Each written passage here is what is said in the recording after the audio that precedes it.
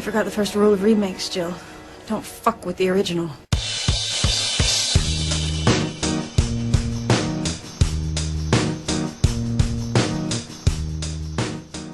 Hey everyone!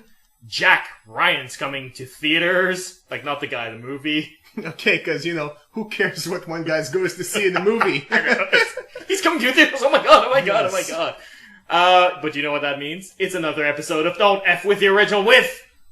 I'm Nicholas, I'm the video game correspondent for Idiomatic. And I'm Dimitri, editor-in-chief of Idiomatic.com and movie critic. Yes. So you're probably wondering, so what are you going to review? Well, we're going to review the first movie featuring Jack Ryan. Which is The Hunt for Red October. That's right, 1990 movie starring Alec Baldwin and a little-known Scottish actor by the name of Sean Connery. You might have heard from him from, stuff like James Bond or... I've never, ever heard of a movie called James Bond. Yeah, but he played James Bond. And in this movie, Hunt for Red October, he plays a Soviet general, very celebrated general, who lives in a submarine... A super submarine. Yes, with a magnetohydrodynamic drive, which is like a very special drive that makes no sound whatsoever. And as you follow him in the story, you start to learn that he might be defecting, he might have other plans in mind. His motivations are actually kept unclear, but we know that the Soviets are none too happy about him leaving, and they're ready to kill him for it. Yes. Meanwhile, on the American side, we are following Jack Ryan, because, that's the point of us doing this podcast. And he's played by Alec Baldwin as this CIA analyst who specializes in compiling information about military strategies and whatnot. And he's heard of that super submarine. Yeah. And he's starting to realize that maybe Sean Connery's character is defecting as well or not. And he's sort of negotiating with people to try to help him defect if that's the case, or keep America safe if that's not the case. Yeah. So that's pretty much the plot of The Hunt for Red October. What do you think of it? Well, before going into this movie, I had a lot of friends who were saying that this was the best movie ever. It was like on top of the list, comparable to Casablanca or stuff like that. I was a little disappointed. I mean, it's an okay movie. Good story, good acting. I was just not blown away by it, really. What did you think? Well, I liked it more than you did, but then again, I didn't come in with any expectations of that sort. I saw it as, it's a Tom Clancy franchise. Okay. It's going to be a Tom Clancy spy thriller, and what that usually means, for those of you who are not familiar with his writing, it's going to mean a lot of political tensions and explanations, mixed in with a lot of technical talk, a lot of military technical talk and explanations of how the military actually works, shoehorned into the story. He seems to like that, doesn't he? Oh my god, Tom Clancy, that's what he delivers. But I find he delivers it in a good package usually, and I think Red October is a good package. The movie really worked for me. Yeah. I have to say that we've had a lot of Jack Ryans over the years. Like, we've had Harrison Ford Jack Ryan from, Patriot Games? Fear and Pleasant Danger. Right. And then we've had Ben Affleck Jack Ryan from Sum of All Fears. Yeah. And out of these guys, I have to say, Alec Baldwin is by far my favorite Jack Ryan. He's the character I actually cared the least about in the movie. He's really? I just felt like he's Mr. Exposition. He's explaining what's happening, and that's his only purpose here. Is like, I'm always right, and this is what's happening now, and this is what I'm going to do now. And I felt he was kind of bland and boring. That's really interesting, because I was interested in him because there's a sort of intensity to him that the other actors haven't brought to the character, where he's not just an everyman. Like, that's certainly how Harrison Ford played him, a little bit how Ben Affleck played him as well. This sort of clever, very intelligent everyman. Here he's more of an everyman, but who has a very big sense of pride and sort of is a little bit overwhelmed by his mission, by the mission around him. And you can see that he feels a little bit lost at times, and he's stuck explaining things to people who are much more intelligent than he is. And I find that there's a little bit of insecurity that comes across in Alec Baldwin's performance that I liked a lot. Okay. Oh, is that why he had to explain like the submarine? You know, he had to give a presentation about the submarine that he knew nothing about to a bunch of generals. I was like, just follow the slides, and you know you'll be fine. Because he's like, okay, I guess. Yeah, that's it. Okay. He's always a little bit overwhelmed, and the movie is a lot of Jack Ryan talking to people who are clearly smarter than him, but haven't quite figured out what he's figured out. So he still has a lot to offer, but they need a lot of convincing, and their counter arguments to him are all really valid counter arguments, and they're all Yeah. and he still manages to convince them on account that he's right, and because they're smart people, they figure the possibility that he might be right. Okay. But so they're willing to give it a chance, but like all of them are going like, yeah, you don't know what you're really doing, do you? And I like the fact that Baldwin plays it as like, no, I don't. Okay. I don't know. He like, as opposed to Sean Connery, you know, I felt he was just Mr. I'm giving the information here for the viewers who haven't caught up with what's happening. Yeah. And you know, if you haven't caught up again, I'm going to repeat this what's happening again because I'm right. You know, it'd be fun if once in a while he stubbed his toe, you know, and it's like, okay, maybe I misread this thing, but I'm still right, you know. But No, but he does. He does, because there's one conversation with the military general, like the first military generals he encounters, not when he gets his mission, but after that, where he's transported to a military base. Yeah. And they're like, yeah, but you have to understand that we have to consider this, this, this. And he's like, oh, yeah, I see your point. Yes. So, you know, like, there is these moments. Okay, I meant more a moment like, okay, you know, I know this captain, he's going to do this, and then he ends up not doing it all, and he's like, he has to kind of like, okay, well, he didn't do what I said he was going to do, but, you know, I'm still trying to explain to you that my hunch is right, and I think he's defecting anyway. I don't think he has the clout to afford any mistake of that magnitude. Yeah. Like, in his situation, one mistake of that magnitude, and it's like, get out of here. Yeah, but still, I mean, it's like that's why I felt he was more like an omnipotent narrator, because he's always right, you know, showing. But he's right about that one thing. Yeah. But he hasn't considered all the factors, and he's constantly confronted with people who do consider all the factors. Okay. All right. I do agree with you, though, that he doesn't really have the charisma that Sean Connery does, both in terms of his character and the acting. And I think that's intentional to a certain degree.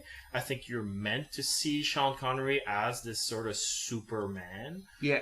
And Sean Connery, completely the opposite of what he is. He doesn't say anything at all. He's just, you know, do it. And then, you know, they do it, and it's like, hey, it works out because, you know, he's Sean Connery. Or whatever. He's the captain, you know, he's the best sub-captain there is. And he doesn't feel the need to explain anything to anybody. So I'm guessing complete opposite of Baldwin in that matter. Like at one point they're in, you know, a submarine, and he's like, a torpedo's being shot at us, and he's just like, head straight towards the torpedo. And he doesn't explain why, and everybody thinks like he's crazy, what is he doing? And it ends up working for him, and he's like, well, of course. But he didn't feel the need to explain it to anybody. He's like, just do it. And, you know. I actually find that dichotomy interesting, though. Yeah. And it's a lot of it is their reputation. Jack Ryan's being put into is being plucked out of his comfort zone into a situation that he has no business being in. He's an analyst, not an action man or anything of the kind. He's not a military guy. He's not equipped to make the sort of decisions that will prevent another world war, you know? Yeah. And so he has to explain himself to everyone because everybody's like, who are you? Like, whereas, of course, Sean Connery's character is a celebrated general who's like the creme de la creme. Everybody loves this dude. So he doesn't have to explain himself. And you get the sense that he has long stopped explaining himself. Yeah. You know? Well, that makes for a very lousy teacher, though. Because he's the one that's supposed to, I think, in charge of training for all the sub-captains. Like, if you don't explain yourself, you're a pretty lousy teacher. The answer is 17. Why? It's 17. Yeah, but he's trying to pull something off that requires immediate action. So. Yeah. So I like that dichotomy. I like the fact that the film is populated with smart people. There's no single idiot in this movie. Yes, that is refreshing. There's not, you know, oh, well, should I press this button? It's like, no, you just give a position to everybody, you know, just to add fake suspense. You're completely right about that. This is what would happen if a sub would actually defect. I might have one, you know, think about that, because, you know, Sean Connery actually sends to Moscow a letter warning that they are defecting. You know, did not really have to do that. You know, he basically explains you're kind of burning your boat, so you can't go back, so it forces us to go forward. No, you didn't have to do that. You really didn't. But besides that, you're right. No stupid actions, really. But I think his motivation for why he did that is not the one that he says. I think he's lying. Yeah. I can't get into why he did it without getting into spoilers, which I think we'll do at the end of the episodes to give you guys who haven't seen it a chance to get a full review, and then we'll talk about a little bit about the spoilers. But I do think he's lying. Okay. And his real motivations are not nearly as like the hell. Yeah. But yeah, it's full with smart people. That doesn't mean there isn't conflict. Again, like I'm getting back to that, but like Jack Ryan keeps meeting people who are like, why should we listen to you? And then they bring out these counter arguments. They're smart counter arguments. They're not just going like, I don't believe you because I don't believe you. Yeah. They don't believe him because what he's asking is a lot. Yeah. And also, he seems kind of crazy. At one point, he just, he needs to get into a cell, so he just jumps in freezing cold water because the chopper's running out of gas. And he's like, we're supposed to listen to this crazy guy that just had a dunk in the freezing cold water, and then he's gonna tell us how to run our submarine. It's like really like, yeah, you get warm clothes, you warm up, we'll do our thing over here. Okay. And his stunt is not so crazy when you consider that he's trying to prevent nuclear war. Yeah. So in his mind, it's clear that it's like, well, if I die, I die, but I'm not gonna just sit by and not try to prevent nuclear war. Yeah. There are very good actors, but I think they're really overshadowed by Connery and the narrator, Jack Ryan. Sorry, and but looking back, it's like a really surprisingly good cast of Yeah, well, you have Jason Karsgård, who plays one of the other Soviet submarines after Sean Connery, and he's playing the captain of that submarine. And he's like, hey, what are you doing in that movie in this teeny tiny role? Yeah, no. Yeah, Sam Neill as well. It's like, yeah, you're okay. Weird. But I think it's good that they have these great actors who weren't big at the time, so they don't overshadow Sean Connery, as if that were possible, but whatever. I know, exactly. But it's nice to have all of these consistently good performances throughout the entire movie. Yeah, yeah. They should have kept talking Russian the whole time. Honestly, the whole, we're Russian all of a sudden, and now, as the scene goes on, we're talking English now to make it better for the viewers. It's like, no, keep talking Russian. I think it adds to the... But there's no single subtitle in the movie, and I think that's what they wanted to go for, and I'm fine with that, actually. It's a decision. You can go subtitle, you can go not subtitle. I understand the appeal of going in subtitle. Yeah. I don't think it was something that was done back in the day. Yeah, okay. So, I mean, I'm willing to forgive that. I do think today, if they made the movie, they would have just gone full on subtitle, because I think American movie viewers are much more accepting at the idea that across the world people don't necessarily speak English, and that maybe you should read a little. But in the same vein, though, my nitpick was the way they transition. Like, they speak Russian throughout the entire thing, and then they close up to the mouth. Yeah. Then they zoom out, and then they're speaking English. And I'm like, really? Like, I needed to be walked through the idea that you're going to translate this at this point? Because, like, how stupid were audiences back in 1990 that they needed to be walked through by the camera? It goes like, okay, now we're closing in on the mouth, so something's gonna happen relating to stuff that happens to the mouth. Yes. Okay, like language. And then they just switch language. So maybe if they're thinking of the mouth and they know it's language, maybe they won't think that they're just speaking English all of a sudden. It's like, really? Come on. Yeah. And then after, when they go back, when they meet the American crew and, American people, and they go back to speaking Russian, because of course there's a language barrier. They don't zoom in on anybody's mouth, so what are we supposed to believe here? I'm kind of confused now. Also, the submarines are giant. There's so much room. Well, the Russian one is not the American one. The American one, actually, they make a point of filming them always almost against the wall. But the USSR submarine, the super submarine, that thing's huge. They have a giant table where they have dinner, and it's with coffee and everything. It's like, wow, this is bigger than my house. What is happening there? Yeah, and I understand that the movie does describe it as having the size of an aircraft carrier. Yeah. But I'm pretty sure that if a submarine had the size of an aircraft carrier, it would be to house more machinery and more weapons, not to house a dining table. That is true. Although modern Russian submarines have jacuzzis, so we don't know. Really? Yes. Oh my god. Yeah, documentary on the sinking of the Kursk, and they actually showed the jacuzzi. Okay, the jacuzzi is the size of maybe one couch pillow. They still have a jacuzzi in there. That's weird. So, And it'd be dead, too. oh god.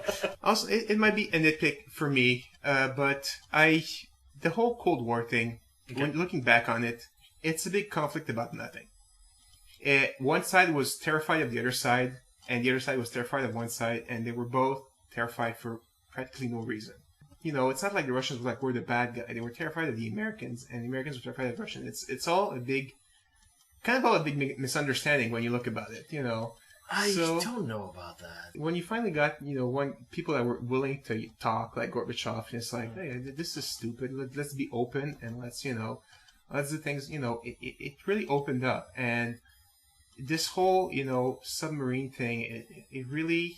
Okay, I had to get into my mindset that, okay, yeah, Russia is really dangerous, but a lot of their nuclear weapons were wooden decoys. So it's not like they were that super giant threat that, you know, they were, but it's not, that thing it's slightly overblown. I'm uncomfortable with putting it that way. I mean, I get where you're coming from, because you're right. Like, if you look at the USSR itself and the United States, you go like, well, you know, there was no casualties. But the fact of the matter is, this game of chess that these two superpowers created killed millions upon millions of people in the other countries. Yeah. It is a real conflict in that the other has countries, had though. real consequences. Yeah. I've asked anybody in Afghanistan what that conflict did to them. Ask anybody in Vietnam. Yeah, I know. And it was all for what? For absolutely, you know, it's not... When you're trying to portray the conflict, the direct conflict between the Soviet Union and the United States, you're basically doing like maybe a disservice to the actual real conflicts in those countries, you know, where actual wars happened. So the big chess game with those submarines that ended up to actually about roughly nothing. You know, the only real casualties were when one of the Russian submarines actually had some radiation leaks, and that was about it. You know, it's kind of cold when, you know, there were actual real, you know, casualties that were not in the USSR and the United States, but in other countries, and you're trying to portray this Cold War between those two countries without going into that. I feel it's kind of... Well, I don't know. I have a different take on that. I mean, like... you know, we're too young to have lived through it, but of course there was like the Cuban Missile Crisis that was based on the same sort of tensions and misunderstanding. Like, you could see it as in history as being like it turned out to be nothing, or you could see it as a calmer mind prevailing and preventing a catastrophe. Yeah. And I think when you watch The Hunt for Red October, you can see it as a take on that. Like, you could see it as almost Tom Clancy thinking of the Cuban Missile Crisis from the 60s. And going like, well, what if like a similar conflict was there, but with this character at the head of this and that motivation there, and how would it play? Because for me, what makes The Hunt for Red October more heady and more substantial than, you know, Rambo 3 or whatever. Wow. You know what I mean? Yeah. Like, less exploitive than what you're accusing it of being, essentially, is the idea that, like, I come back to it again, Jack Ryan is always having this conversation with people who are smarter than him and whatnot. And it's the idea that the fact that there were no casualties directly between the USSR and the United States might have been because, despite all of the tensions, it took really smart people to make really smart decisions and not let fear or paranoia or you know, quick decisions lead to catastrophe. And and Jack Ryan sort of has to convince everyone every time. It's like, don't do this, don't do this, don't do this, and they're like, but we have to, protocol and situation, and we're afraid. And Jack Ryan's going like, but if I'm right, think of it, and they're like, all right, because we're reasonable human beings who want peace, we're gonna give it a chance. And it doesn't take one person, it takes like 5, 6, 7, 8 people to come to that same conclusion. And the idea that maybe that's the idea that the Cold War managed to stay a Cold War, at least from these two countries' perspectives, not the others. Unfortunately. Because cooler heads prevailed.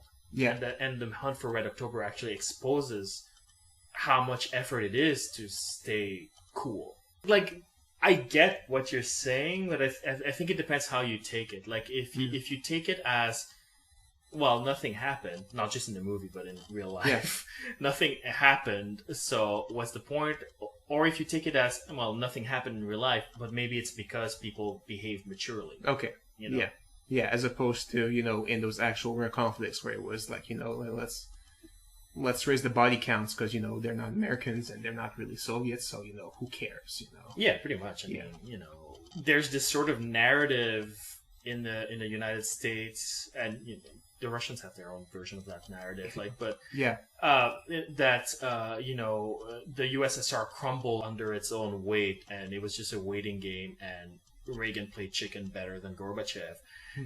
But no, it's I think Gorbachev was a man very concerned with peace, the same way President Carter was very concerned with peace. Yeah. But peace comes at a great financial toll for a country in that situation. That's why when Carter was done with his run presidency, and he never fired a single shot, Yeah. if you remember, financially, the United States were not doing as well as they wanted.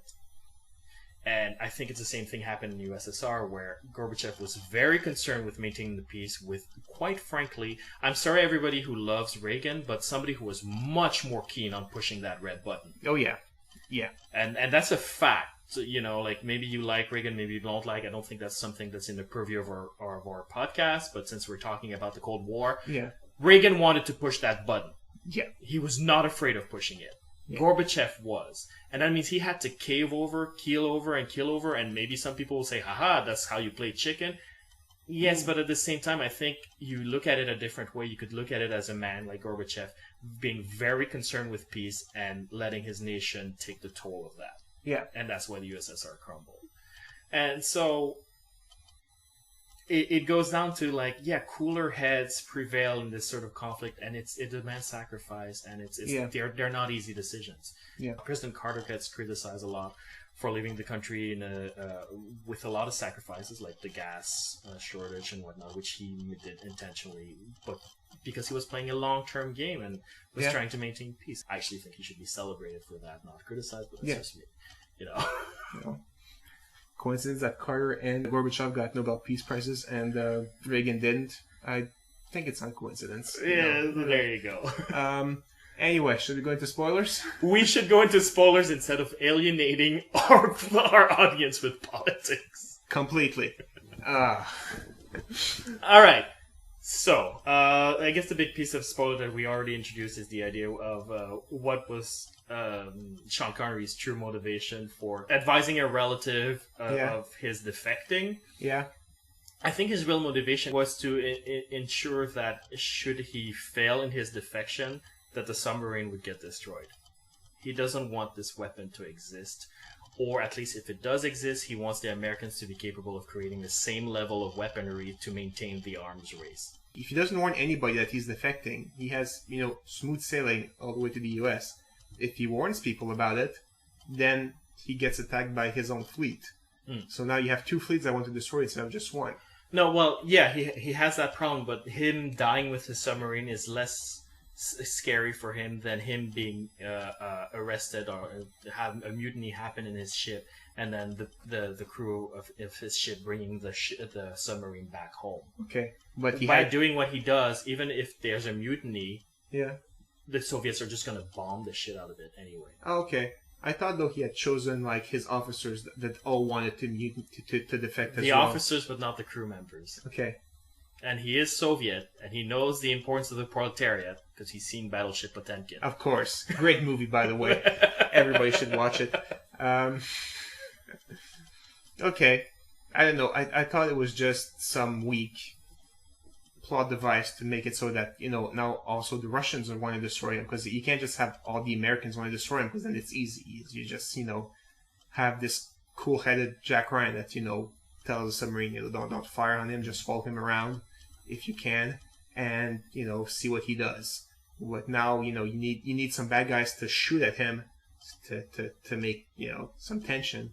And I thought that was the only reason why he told somebody he was defecting, is just, okay, we need some enemies here. Let's have the Russians shoot on us, and that was it. Yeah, well, because they never outright say it, and I think it's meant to be a mystery because his excuse is so stupid. Yes. Like, so stupid. Yeah. But I think they present him as such an intelligent character that we're meant to question something that sounds so stupid, especially since the characters themselves point out that that's really dumb. Yeah. Yeah, but again, I like the way to tell me these things so that I don't have to, kind of guess those. You can think of like 20 reasons of why he actually sent the letter to, because he wanted to make a political point or because he wanted to do this or that, but No, but at the end, Jack Ryan asks him, like, why'd you do things the way you did? And he sort of explains, like, he didn't defect because he was tired of being Soviet. He defected because he wanted to make sure that the arms race stays equal throughout. Okay. So you can infer a lot of his reasoning from there. Yeah, okay. The key question, of course, as with every episode, will it F with the original? I don't know. What is the spirit we're talking about? Are we talking about the spirit of the character or the spirit of like the first movie he was in? No, it would have to be the character because I don't think they're going to reprise the same story. Well, no, I hope but I mean, not, in the first movie, like you said, he was kind of understanding the situation better than other people, that he was dealing with smarter people than that. So you think they're going to reprise that, or they're just going to reprise the character as the CIA guy who writes novels and, is an intelligence guy? What do you think they're going to reuse? Just the whole, him or the dynamics with people?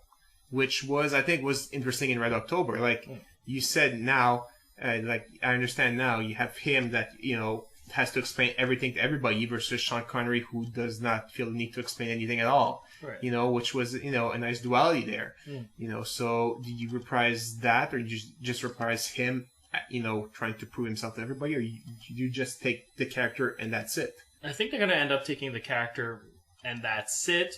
But and that's sort of the problem, isn't it? I think you're right to a certain degree that Jack Ryan is not that interesting. No, I mean Sean Connery just.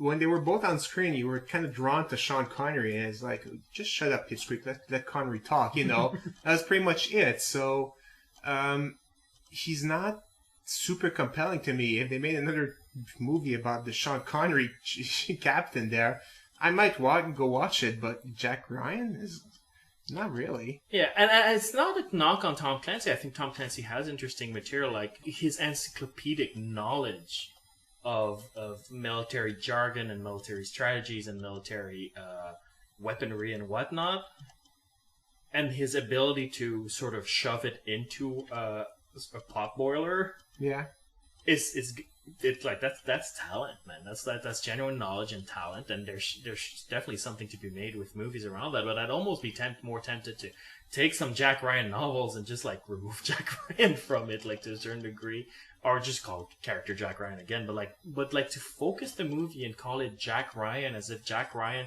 was as iconic a pop culture figure as James Bond or whatever. Yeah. Or I don't see it. Like creatively, whatever, because I don't know what the movie's about, so whatever. But commercially, I don't know that that's a good idea. Yeah. It's not like, he's this great big memorable collection of archetypal iconic ticks and whatnot, and he's not like a freaking Wolverine. Oh my god, I would totally see him surprised, like in the claws in the last act. Turn that sub around. Who are you? I'm the Jack Ryan. Oh wow, that's terrible. On that note, if you want to tell us who Jack Ryan is, or you have your own questions, comments, opinions, you can write us at mail@idiomatic.com or post a comment at idiomatic.com. We're also on Twitter. We're also on iTunes, and we're also on Facebook. If you could like us, that would help us very much continue to provide you regular content. And if you don't, unfortunately, I will have no choice but to defect from the site, but not explain it to anyone. You're not even going to send, write a letter to me explaining it so I can try and shoot you down or something? No, because there are already plenty of trolls trying to do that. Oh, Batman's gay.